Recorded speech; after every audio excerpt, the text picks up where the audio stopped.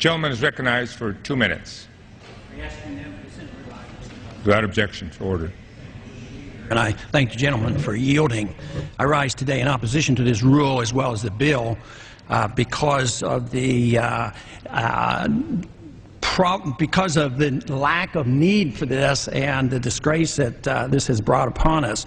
Yesterday, for instance, the Federal Reserve met and they came out and they announced that they would create new money to the tune of $1.25 trillion.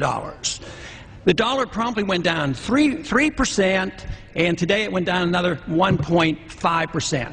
And today, we're going to come and, on emergency legislation, we're going to deal with $165 million of bonuses, which obviously shouldn't have never been given. But who's responsible for this? It's the Congress and the President who signed this. So this is a distraction. This is an outrage. So everybody can go home that voted for this bill and say, look, I am clamping down on this $165 million, but I don't care about the previous $5 trillion the Fed created and the $1.25 they created yesterday. Think of the loss in purchasing power in less than 24 hours.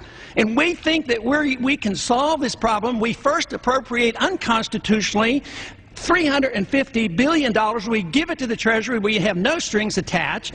And then you have an unintended consequence, so we express this outrage. And at the same time, what do? We come along and we now propose that we pass a bill of attainder.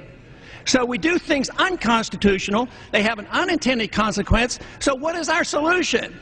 To further undermine the Constitution. The line should be drawn in the sand. Let's quit appropriating funds in an unconstitutional manner. Let's quit bankrupting this country. Let's quit destroying our dollar. If you really want to do something, you ought to consider H.R. 1207, which would monitor and make the Fed answer questions. I understand the Fed and the Treasury were involved in a lot of these antics, and yet we're not even, the Fed is not even required to answer any questions. So it's about time we have an open book about the Federal Reserve and solve some of these problems. Time's expired. Gentlelady from Maine.